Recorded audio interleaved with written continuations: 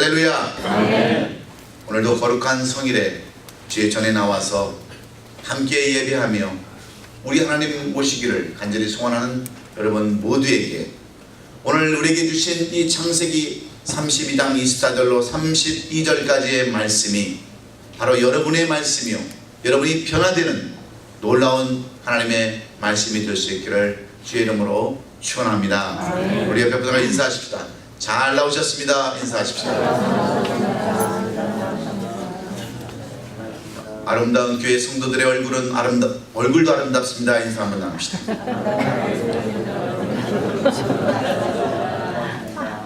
두 수절만 넘어가면 차원시간 인사가 안 돼요. 다시 한번 합니다. 아름다운 교회의 성도들은 얼굴도 아름답습니다. 입에 침은 좀 바르시고 그 인사를 그렇게 하십시오. 저는 오늘 우리에게 주신 이 창세기 32장 24절로 32절의 말씀을 가지고 방황의 종착역 분이엘이라고 하는 제목으로 말씀을 나눌 때에 이제 여러분이 방황하는 삶이 이제 종착역으로 분이엘을 만나는 이 아침이 될 수 있기를 예수님의 이름으로 축원합니다. 다 같이 한번 따라서 하십시다. 방황의 종착역 분이엘. 예, 그렇습니다. 이제 여러분의 삶이 다 방황이 끝나고 이제 영원히 그곳에서 하나님을 대면하는 분이엘이 될 수 있기를 주의 이름으로 축원합니다. 지난 한 주간은 참으로 무더운 그러한 날씨였습니다. LA에는 백두를 웃도는 고온 건조한 날씨로 인해서 많은 산불이 났습니다.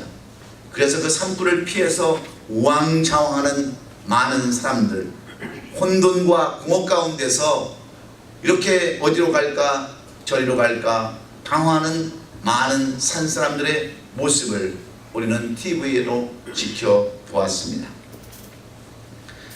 가을의 문턱에서 느끼는 찌릿한 더위는 우리들 하여금 더욱더 힘이 들게 하고 짜증나게 했습니다. 시원한 날씨를 기대하는 우리들에게 무더위는 참으로 그야말로 참기 어려운 환경이었지만 이런 무더위는 그 누구도 누구를 들일 수 없고 다스릴 수 없었다고 하는 것이 문제입니다. 그래서 저는 우리는 그저 그 이름 그대로 방황하는 시간을 지난 한 주간은 살았습니다. 저는 건축을 하면서 얼마나 더운지 건축하기도 힘든데 이 더위 때문에 너무 많은 힘든 시간을 보냈었습니다. 이렇게 해볼까 저렇게 해볼까 방황하면서 보내는 한 주간이 지난 한 주간이었습니다. 이처럼 날씨 하나 때문에도 이렇게 힘들어하고 방황하는 삶이 우리의 인생이라고 한다면 다른 일들로 인하여 우리는 얼마나 많은 혼돈과 공허한 삶을 살아야 하겠습니까? 많은 사람들이 이렇게 방황하는 삶을 살아갑니다.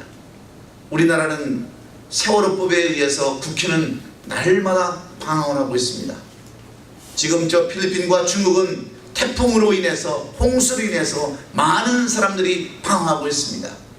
이스라엘에 살아가는 우리들은 물질 때문에, 건강 때문에, 자녀 문제 때문에, 여러 가지 사업과 직장의 문제 때문에 우리는 방황하는 삶을 살지 않을 수가 없습니다.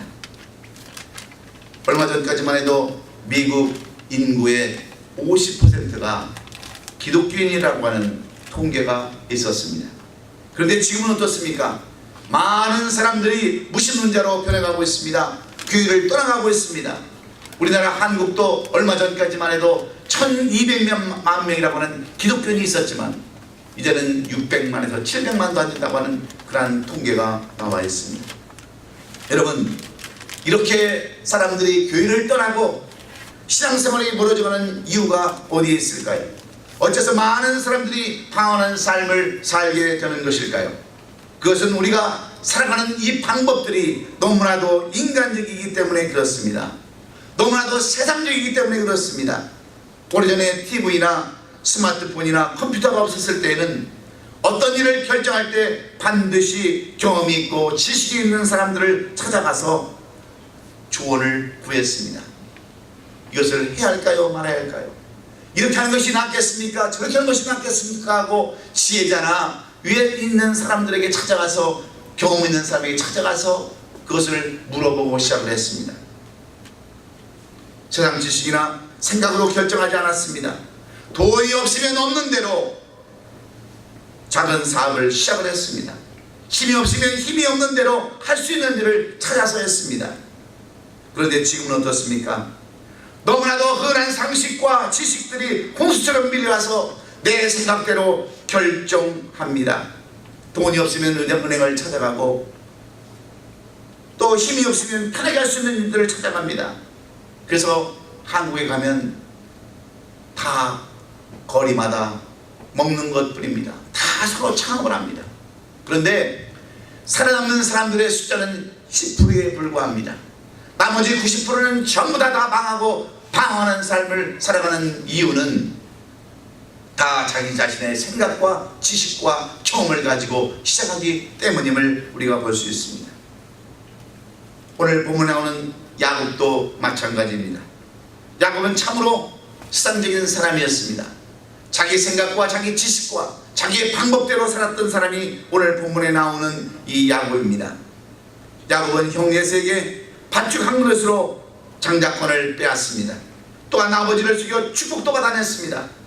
이러한 야곱이었지만 후에 그가 속았던 것을 알았던 에서는 이 야곱을 죽이려 할 때에 그의 어머니는 이 야곱을 그의 오빠였던 그 라반 삼촌 집으로 이 야곱을 피신시키게 됩니다.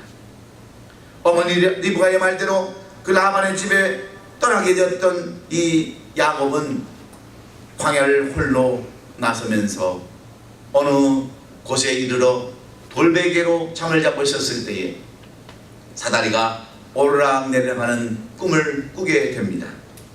그리고 하나님의 약속의 축복을 받게 됩니다. 창세기 28장 15절에 기록된 것처럼 하나님은 야곱에게 이렇게 약속하셨습니다. 내가 너와 함께 있어 내가 어디로 가든지 너를 지키며 너를 이끌어 이 땅으로 돌아가게 할지라.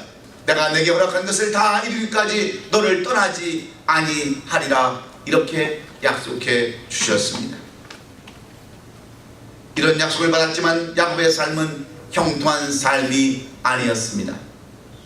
계속해서 힘든 삶을 사는 그러한 삶을 살아야 했습니다. 사랑하는 라헬을 그의 아내로 맞이하려 했지만 그의 삼촌은 야곱을 속이고 눈이 나쁜 이 레아를 주어서 결혼을 시켰습니다. 그래서 야곱은 레아를 위해서 7년, 사랑하는 아내 라헬을 위해서 7년, 자기 분깃을 위해서 6년, 도합 20년을 그런 라반 밑에서 머슴처럼 살아야 했습니다. 종처럼 노예처럼 그런 20년의 세월을, 허송 세월을 하고 방황하는 삶을 살았습니다.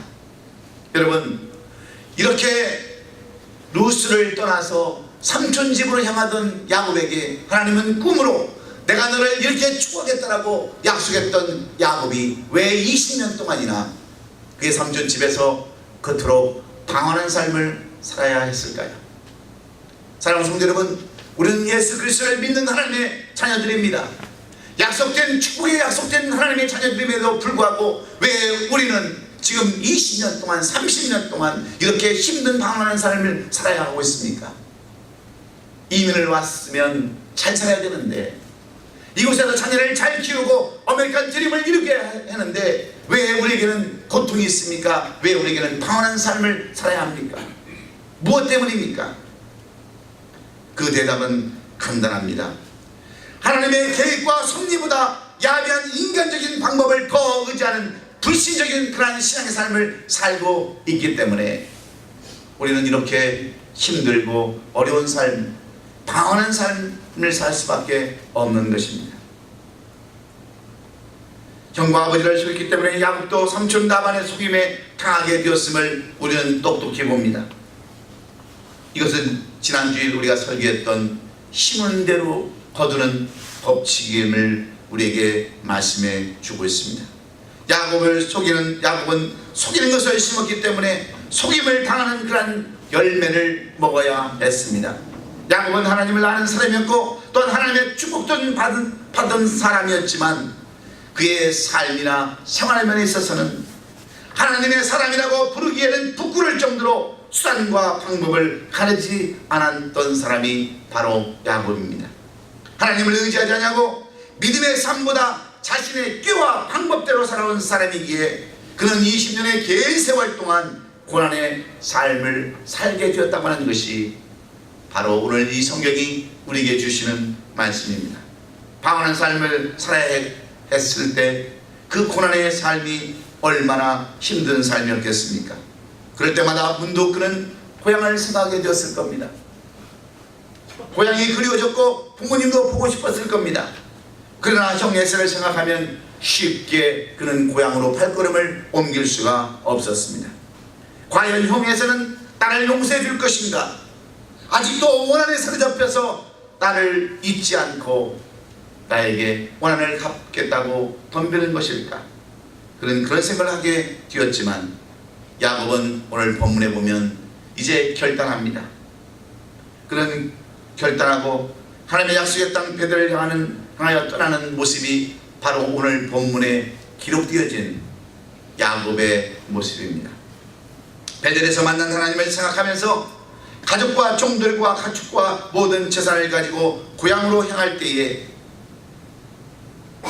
에서가 야곱이 돌아온다고 하는 소식에 400명의 군사를 거느리고 찾아온다고 하는 이 이야기에 이 야곱은 다시 한번 가슴이 철렁대려왔습니다. 그래서 야곱은 다시 인간적인 생각과 지혜로 가족과 재산을 나누어서 압록강을 건너게 하고 있습니다. 사람의 눈을 보면 이 야곱의 지혜가 얼마나 감탄스럽습니까? 그러나 야곱 자신은 이렇게 할까 저렇게 할까 정말 방황하면서 건너야 될까 말까 하며 압록강에 혼자 남아서 오늘 하나님과 대면하는 모습을 성경은 적나라하게 이렇게 기록해 놓았습니다. 그리고 24절에 야곱은 홀로 남았더니 어떤 사람이 날 새도록 야곱과 씨름을 했더라고. 야곱에 대한 이야기로 오늘 우리에게 이 말씀으로 교훈해 주고 있습니다. 야곱은 홀로 남아서 하나님을 바라봤고 하나님과 1대1의 대화를 시작합니다. 이때 하나님의 사자가 나타나서 야곱은 그 사자를 붙들고 내가 죽느냐 사느냐 결단에 기도를 했다고 하는 내용들이 26절에 기록되어져 있습니다. 그가 이르되 나를 세리하니 나로 가게 하랴. 야곱이 이르되 당신이 내게 축복하지 않으면 가지 않게 하겠나이다라고 붙드는 이 처절한 야곱의 모습을 보면서 우리는 오늘 무엇을 교훈받아야 되겠습니까? 이런 길을 통하여 야곱은 하나님과 1대1로 하나님을 대면하고 하나님을 만나고 하나님의 음성을 듣습니다. 그리고 28절에 그가 이르되 내 이름을 다시는 야곱이라 부를 것이 아니요 이스라엘이라 부를 것이니 이는 내가 하나님과 및 사람들과 겨루어 이겼음이라 하는 응답을 받았습니다. 육신적이고 세상적이었던 야곱이 영적인 사람으로 이스라엘 이름으로 변화되었다고 하는 말씀입니다. 마치 육신적이었던 사울이 영적인 사도 바울로 변화되는 모습과 똑같은 그러한 모습입니다. 이렇게 영적인 체험을 한 야곱은 분일의 체험을 통하여 변화가 되었고 다리를 열면서도 하나님의 약속을 의지하며 형 에서를 두려워하지 아니하고 고향 땅 가나안 땅을 향하여 나아가는 야곱을 우리에게 소개해 주고 있습니다. 사랑하는 우리 성도 여러분, 여러분의 모습은 어떤 모습들이십니까? 이 미국까지 와서 좀 더 잘 살아보겠다고, 자식들을 좀 잘 가르쳐 보겠다라고 예수 믿고 헌신하며 시장하는 삶을 살아가면서도 여러분의 삶은 어떤 삶이십니까? 방황하는 삶이 아니라 분열의 아침을 맞는 삶입니까? 아니면 계속해서 어렵고 힘든 삶을 살아가고 있으십니까? 그렇다면 오늘 우리는 무엇 때문에 이런 삶을 살아가는지 우리 자신을 되돌아봐야 합니다. 하나님은 여러분을 축복하기를 원하세요. 여러분이 잘 살기를 원하십니다. 여러분들이 형통한 삶을 살기를 원하시는 분이 바로 우리 하나님이세요. 그런데 왜 우리는 이렇게 압록강을 건너야 합니까? 왜 우리는 방황하는 삶을 살아야 합니까? 내 인간적인 생각과 세상적인 방법으로 살아가지 않는지 우리 자신을 살펴보면서 야곱은 어떻게 이 압록강을 건너고 분열의 새 아침을 맞게 되었는가? 오늘 세 가지의 방법을 통해서, 세 가지의 교훈을 통해서 우리도 오늘 여러분의 삶이 형통한 삶, 이제 모든 고통과 방황의 삶이 끝나고 우리 주님의 얼굴을 뵙는 그러한 분열의 아침이 여러분의 아침이 될 수 있기를 예수님의 이름으로 축원합니다. 그러면 우리가 어떻게 이제 방황의 종착역을 마치고 분열의 새 아침을 우리가 맞이할 수 있을까요? 어떻게 우리도 방황을 끝내고 이제는 주님이 원하시는 삶을 살아갈 수 있을까요? 첫째는 무엇보다도 하나님을 만나야 합니다. 오늘 본문 24절에 보면 야곱은 홀로 남았더니 이렇게 얘기합니다. 야곱은 압록강 강나루트에서 모든 식구들이나 종들과 재물을 의지하지 아니하고 홀로 조용하고 고요한 시간을 보내야만 했습니다. 자기의 인생을 생각하는 시간을 가져야만 했습니다. 내가 무엇 때문에 지금 이곳에 이렇게 방하고 있는 것일까? 지금까지 왜 나는 이런 삶을 살아야 했을까? 지금까지 나는 왜 아버지 어머니를 떠나야 하고 고향을 떠나야 하고 이렇게 형제세를 무서워하며 두려움 가운데 살아야 했는가? 자기 자신을 돌아보는 시간이 이 야곱에게는 필요했었습니다. 이런 생각을 하다가 야곱은 20년 전에 하나님을 기억하게 됩니다. 집을 도망 나왔을 때에 만났던, 루스에서 만났던 그 하나님을 다시 생각합니다. 하나님의 축복을 기억하게 됩니다. 그리고 그는 하나님을 찾게 됩니다. 이때 비로소 야곱은 하나님의 천사를 통해서 씨름을 하게 되고 하나님의 음성을 듣게 되는 겁니다. 여러분이 고난의 강을 앞에 두고 있다고 한다면 누구를 만나야 되겠습니까? 사람을 만나야 되겠습니까? 아니면 물질을 찾아가야 되겠습니까? 아니면 권력 있는 사람을 찾아가야 되겠습니까? 오직 우리에게를 인도하시는 우리 하나님, 오늘도 우리의 성령이 되셔서 우리를 인도하시는 우리 주님을 만나고 그분을 찾아가는 저와 여러분 되시기를 예수님의 이름으로 축원합니다. 세상을 바라보면 실망밖에 남는 것이 없습니다. 오직 우리의 주 되시고 우리의 인도자 되시는 우리의 목자 되시는 예수 그리스도를 만날 수 있도록 간구하고 기도하는 저와 여러분 되시기를 주의 이름으로 축원합니다. 힘들고 어려울 때마다 인간적인 방법이 아니라 시간적인 방법이 아니라 내 꾀가 아니라 내 의지가 아니라 내 지식이 아니라 하나님의 음성으로 하나님의 지시함을 받고 따라갈 때에 그것이 바로 분이엘을 만나는 새 아침이 될 줄로 믿습니다. 우리들도 어떤 일을 결정할 때 홀로 있는 시간이 필요할 때가 많이 있습니다. 혼자 조용히 앉아서 생각하고 또 생각할 때가 있습니다. 야곱도 혼자 생각하면서 하나님을 만나게 되었던 것처럼 홀로 남아 하나님을 묵상해야 합니다.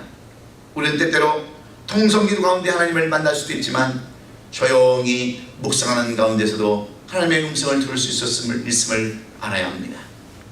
여러분, 힘들고 어려운 삶이 여러분 앞에 있거든 홀로 조용히 남아서 우리 하나님을 묵상하십시오.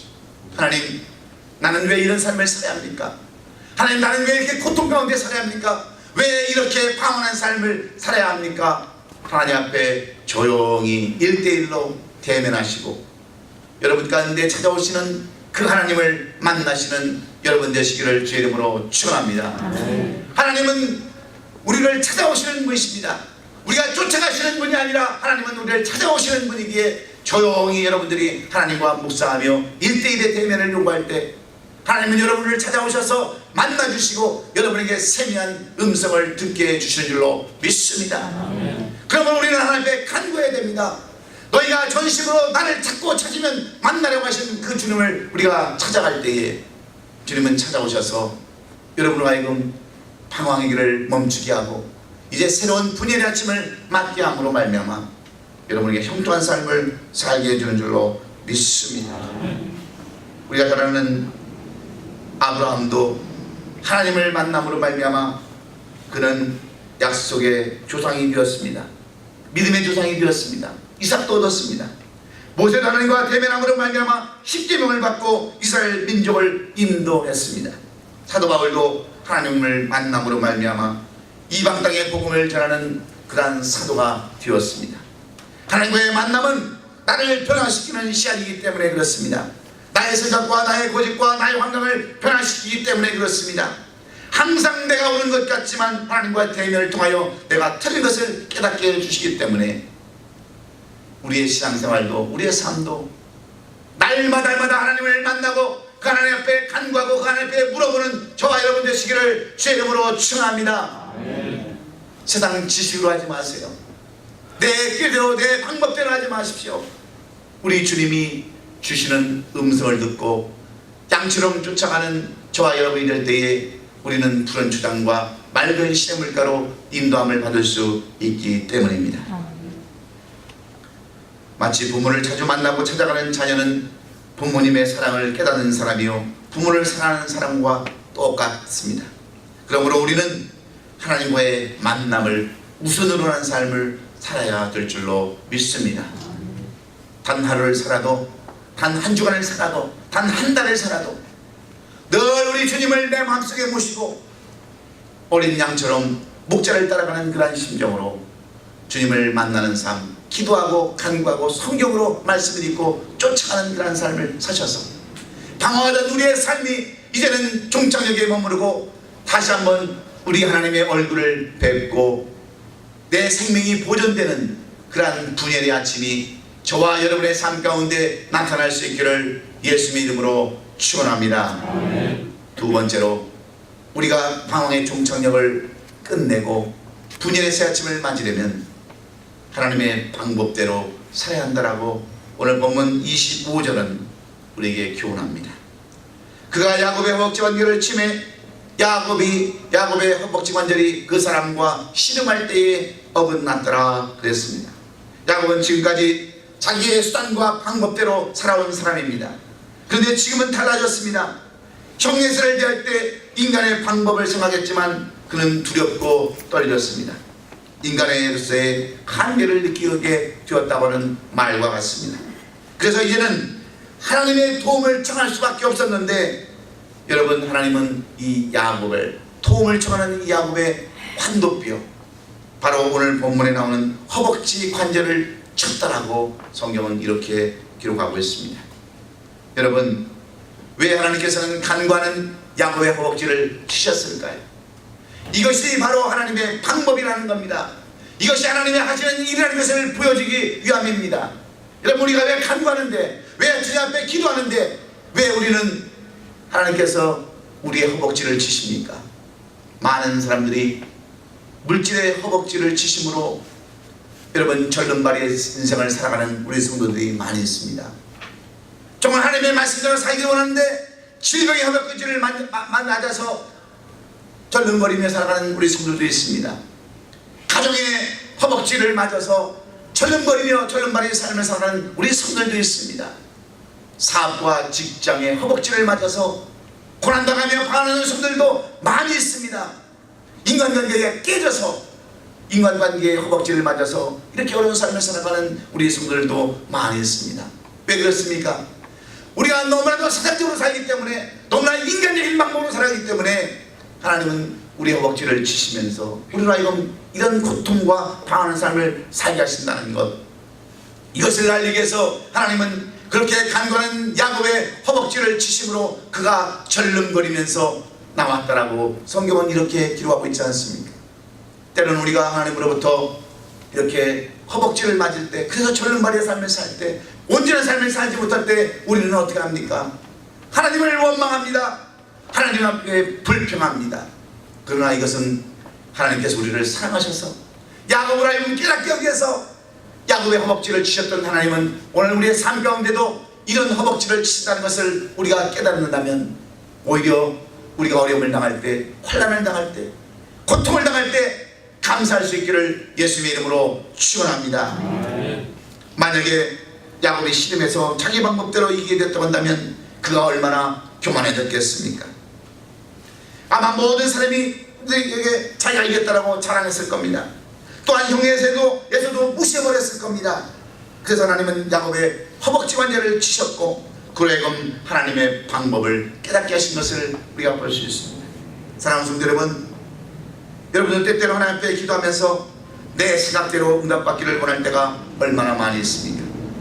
이미 내가 만들어 놓은 그러한 각본 속에 하나님을 가둬놓고 하나님을 이리 조정하고 저리 조정할 때가 얼마나 많이 있습니까? 하나님 이렇게만 해주셔야 합니다.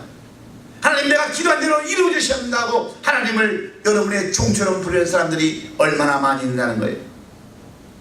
그래서 내가 원하지 않는 방법으로 가면 하나님 응답하지 않으셨다라고 그렇게 원망하며 불평하며 삽니다. 하나님을 신뢰하지도 않습니다. 이것을 아시는 하나님께서는 야곱의 허벅지를 치시고 하나님의 방법이 어떠한가를 알게 하셨습니다. 사랑하는 성도 여러분, 하나님과 씨름 후에 칼을 절고 나오는 야곱을 보았던 많은 사람들의 생각이 어땠을까요? 야곱보다는 하나님이 더 위대하시다, 하나님이 더 능력이 많도다 하면서 그들도 하나님을 경외하게 되지 않았을까요? 또한 야곱도 전능하신 하나님 앞에 낮아지게 되었음이 틀림이 없습니다. 이 일을 통하여 야곱은 변화되게 되었고 더 이상 방황은 나쁘강이 아니라 방황을 끝낸 분이엘의 아침을 맞게 된 줄로 믿습니다. 그래서 때때로 하나님께서는 우리들의 허벅지를 치실 때가 있다고 하는 것 여러분 기억하십시오. 내가 하나님을 의지하지 않냐고 하나님의 방법대로 나아갈 때 하나님은 여러분의 허벅지를 치신다는 것, 우리의 이 엄지뼈를 치셔서 절름발이의 인생으로 살게 하신다는 것을 여러분 분명히 기억하시고, 내가 지금 그런 삶을 살고 있다 한다 할지라도 이것이 잘못된 것이 아니라 하나님의 사랑에 매여 우리를 인도하시는 하나님의 방법임을 분명히 깨달으시고 오히려 돌이키는 이 아침, 변화받는 이 아침이 될 수 있기를 예수님의 이름으로 축원합니다. 내 생각, 내 방법, 내 의지대로 행하지 아니하고 오직 하나님의 방법대로 행할 때 우리는 변화된 축복의 삶을 살게 된다는 것을 기억하셔서 우리의 방황하던 압복강의 삶이 아니라 분이엘의 아침이 되시기를 주의 이름으로 축원합니다. 마지막으로 이제 우리가 방황을 끝내고 분이엘의 새 아침을 맞이하려면 어떤 삶을 살아야 될까요? 무엇보다도 낮아져야 합니다. 겸손해야 합니다. 이것이 오늘 28절의 말씀입니다. 그가 이르되 내 이름을 다시는 야곱이라 부를 것이 아니요 이스라엘이라 부를 것이니 이는 내가 하나님과 및 사람들과 겨루어 이겼음이니라 말씀하셨습니다. 지금까지 야곱이라 불리던 이름을 바꿔주시는 그 하나님을 우리가 살펴볼 수 있습니다. 야곱의 의미는 사기꾼입니다. 남을 속이는 자라는 뜻인데 이스라엘로 바꿔주신 것은 이제 하나님을 만나서 하나님의 방법대로 사는 사람이 되어야 한다고 하는 그러한 의미입니다. 이제는 더 이상 사기꾼이요 남을 속이는 자로 살아서는 안 된다고 하는 그러한 의미입니다. 그래서 하나님과 겨루어서 이겼다는 의미의 이스라엘로 살아가야 하기에 육에 속한 사람에서 영에 속한 사람으로 변해야 함을 우리에게 강조하고 있습니다. 육에 속한 사람은 세상의 일만 생각하기 때문에 그렇습니다.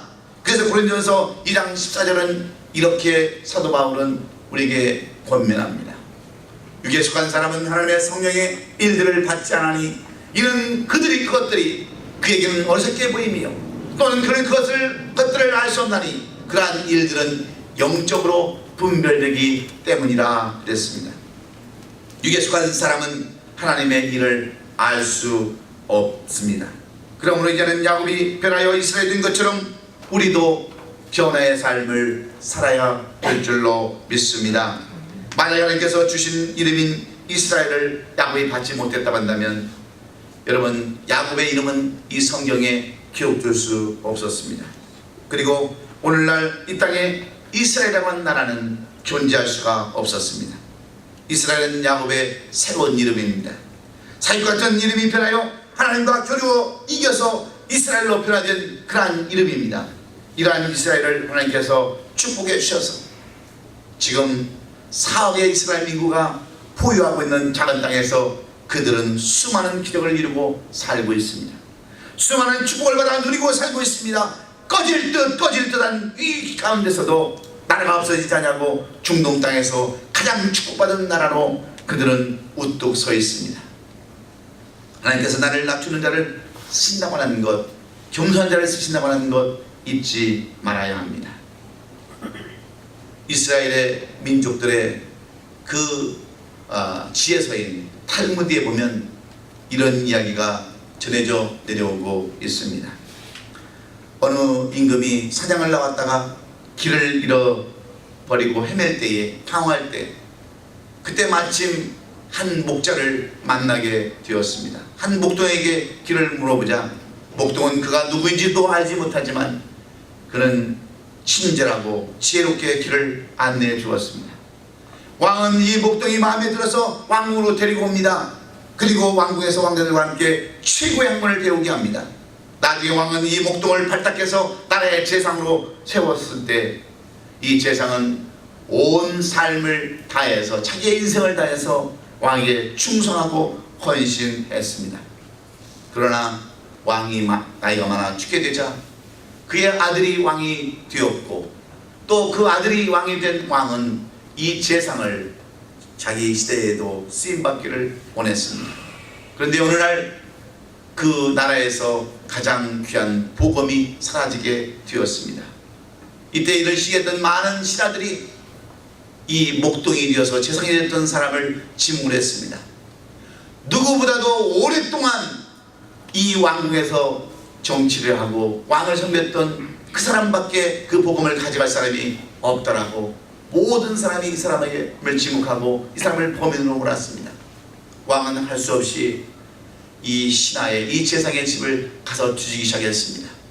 다 뒤져봐도 없습니다. 그런데 한 곳 음침하게 생긴 한 왼쪽에 잠수가 채워져 있는 방이 보였습니다. 그때 왕은 문을 열라고 했습니다. 그러나 이 신하는 왕에게 이렇게 얘기합니다. 왕이시여, 그 방만큼은 열지 마십시오. 그것은 저에게는 큰 비밀이 있는 곳입니다. 왕은 망관내고 그 문을 부숴버리고 그 안에 들어가 봤습니다. 그런데 그곳에는 복음이 있는 것이 아니라 그 옛날 이 재상이 입었던 낡은 지팡이 하나와 그가 입었던 그 낡은 옷 한 벌이 가지런히 누워 있었습니다. 그래서 왕이 궁금해서 물어봤습니다. 이것은 무엇 때문에 이것을 지금까지 여기다가 모셔놓고 있는가 물었을 때 이 재상은 이렇게 대답을 했다고 합니다. 왕이시여, 내가 당신의 선왕이 나를 세워서, 이렇게 목동이 나를 세워서 재상으로 세워주셨을 때 저는 늘 날마다 일이 끝나면 이 방에 들어와서 이 지팡이와 낡은 옷을 보고 결심을 했습니다. 내가 옛날에 목동했던 내가 아니냐, 옛날에 목동했던 내가 오늘날 재상이 되었는데 행여나 잘못될까봐, 행여나 욕심이 있을까봐 저는 날마다 이곳에 나와서 평온한 삶을 살지 않냐고 분열의 아침을 이곳에서 맞이했습니다. 그래서 왕은 그곳을 너무나도 감탄하고 이 늙은 재상을 다시 모셔서 그 나라를 아름답게 다스렸다고 하는 유대인들의 탈무드에 나오는 이야기가 전해져 내려오고 있습니다. 무엇을 의미합니까? 자기 자신을 뒤돌아보면서, 과거를 뒤돌아보면서 나의 낮은 모습을 찾고 겸손한 몸으로 나갔을 때에 그는 그 어떤 신하들의 무함과 질투 가운데서도 승리하고 결국은 다시 쓰임받았다고 하는 이러한 이야기를 유대인들은 지혜서로 쓰고 있음을 우리는 기억해야 합니다. 사랑하는 우리 성도 여러분, 송아지가 자라서 어린이 될 때 농부들은 소의 코를 꿰뚫습니다. 이것을 우리는 꼬투리라고 불립니다. 코를 꿰을 때 송아지는 상당한 고통을 당하지만 비로소 농부의 농사일을 도울 수 있는 것과 마찬가지로 모세가 자신을 왕자의 자리로 내놓았을 때 하나님께서는 하나님의 백성들을 애굽에서 인도하는 지도자로 쓰셨습니다. 바울이 로마의 시민권의 자리, 가말리엘 문화생 종기와 유대철에게 능통한 바리새인의 삶을 내려놓았을 때에 그는 하나님의 이방인의 사도로 쓰임을 받았습니다. 예수님은 어떠하셨습니까? 예수님께서는 하나님의 아들의 자리를 내려놓으시고 이 땅에 낮은 자리로 오셔서 우리를 구원하셨을 때 성자 하나님이 되셨습니다. 부활의 예수님, 재림의 예수님이 되셨습니다. 보혜사 성령님이 되셨습니다. 야곱이 방황하던 삶이 아니라 분일의 하나님을 만나고 방황의 종착역에 이르러 분일의 새 아침을 맞은 것은 비로소 낮아질 수 있었기 때문입니다. 겸손했기 때문입니다. 여러분, 우리의 인간의 모습은 어떤 모습입니까?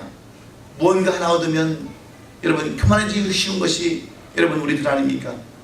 왜 우리가 이건 어려움이 있습니까? 왜 시간을 점점 길게 끕니까? 우리가 낮아지라고, 겸손해지라고 계속해서 우리를 낮추시는 하나님을 우리가 발견한다면 오늘 여러분의 삶은 낮아지는 삶으로, 겸손한 삶으로 사셔서 이제 방황하던 삶, 그 압박강을 건너서 분일의 새 아침을 맞는 우리 성도들이 될 수 있기를 예수님의 이름으로 축원합니다. 여러분, 이제는 방황하는 삶을 끝내고 우리 하나님의 얼굴, 주님의 얼굴을 뵙는 분일의 아침을 맞기 원하세요? 그렇다면 여러분들은 먼저 우리 주님을 만나야 합니다. 주님의 음성을 들어야 합니다. 찾고 찾음으로 말미암아 우리 주님을 만나고 주님의 세밀한 음성을 들어야 우리가 분일의 새 아침을 맞을 수 있습니다. 그리고 하나님의 방법대로 살아야 합니다. 내 방법, 내 뜻이 아닌 하나님의 방법대로 살고자 여러분이 결단하고 나가신다면 하나님은 여러분을 더 이상 압박강가에서 홀로 남아 애타고 고생하는 야곱이 아니라 이제 분일의 새 아침을 맞는 그러한 여러분이 될 줄로 믿습니다. 그리고 나를 낮추십시오. 겸손하십시오. 있어도 없는 척, 없어도 없는 척 날마다 겸손한 삶을 살아가심으로, 낮추는 삶을 살아가심으로 이제 우리의 방황을 마치고 분일의 새 아침에 우리 하나님을 만나고 감격하며 찬양하고 영광을 돌리는 우리 얼바인 아름다운 교회의 모든 성도들이 될 수 있기를 예수님의 이름으로 축원합니다. 축원합니다. 기도하겠습니다.